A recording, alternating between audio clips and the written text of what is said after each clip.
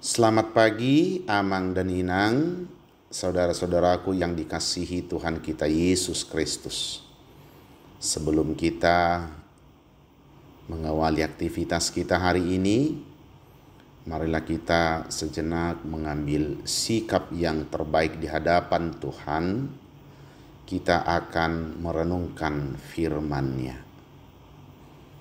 Damai sejahtera Allah yang melampaui segala akal dan pikiran, kiranya menguasai hati dan pikiranmu di dalam Kristus Yesus Tuhan kita. Amin. Saudaraku, firman Tuhan renungan pada hari ini tertulis dalam kitab Ibrani pasal 13 ayat yang kelima. Janganlah kamu menjadi hamba uang, dan cukupkanlah dirimu dengan apa yang ada padamu.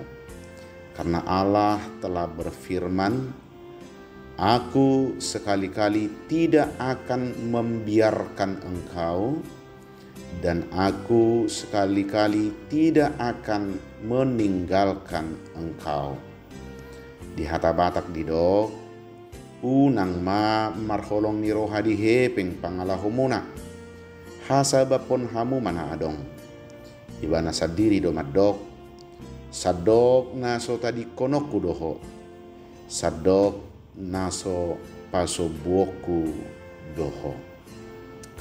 Saudaraku, saya teringat dengan salah satu lagu nyanyian sekolah minggu ketika saya masih sekolah minggu dulu dan menjadi guru sekolah minggu di beberapa tempat yang pernah saya jalani. Lagunya seperti ini.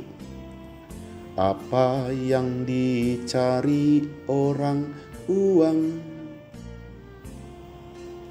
apa yang dicari orang uang,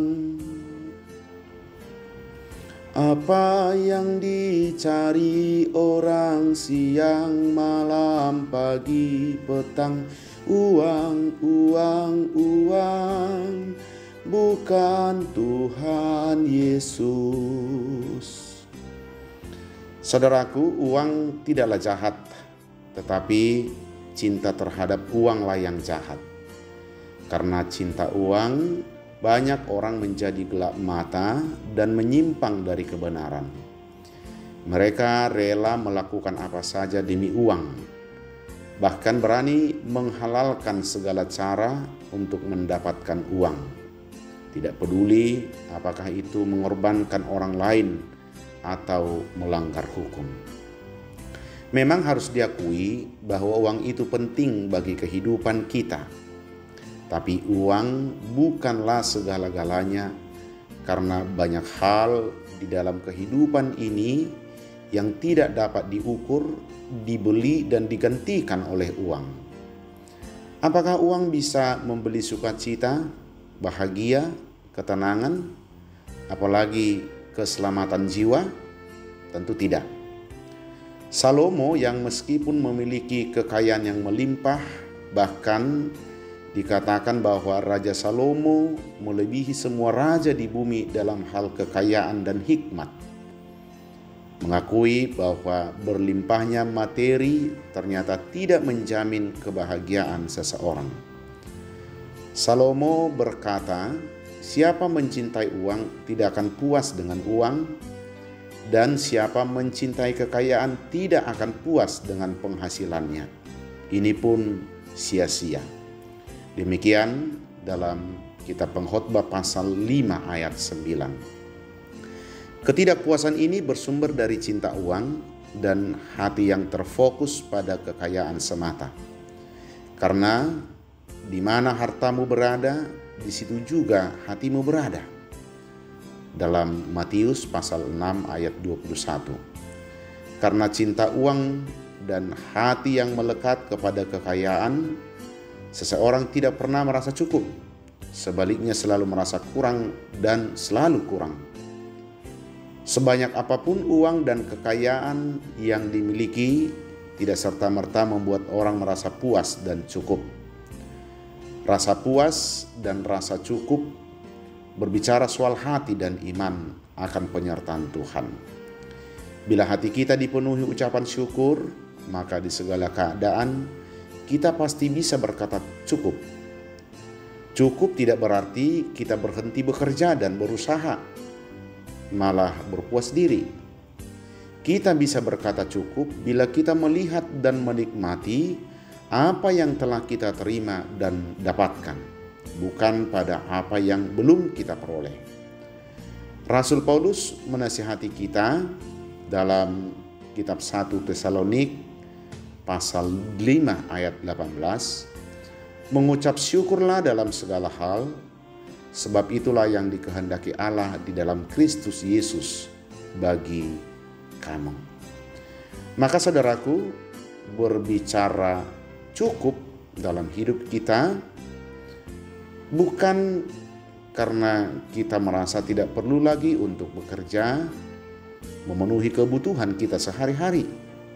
Tetapi kata cukup itu berarti kita melihat bahwa Allah peduli dan Allah telah berjanji Dia tidak akan pernah meninggalkan kita. Dia tidak akan pernah membiarkan kita. Oleh karena itu, berusahalah untuk mensyukuri apa yang sudah kita peroleh dalam hidup kita, daripada kita menggantungkan hidup kita pada hal-hal yang belum kita peroleh. Sekali lagi, nats renungan ini mengingatkan kita bahwa bukan berarti kita tidak membutuhkan uang, tetapi janganlah hidupmu diperhamba oleh uang. Dalam bahasa Batak dikatakan, unang marholong niroha dihepeng pangalahomuna. Saudaraku, marilah kita beraktivitas hari ini mencari dan berpengharapan akan menemukan apa yang disediakan oleh Tuhan bagi kita.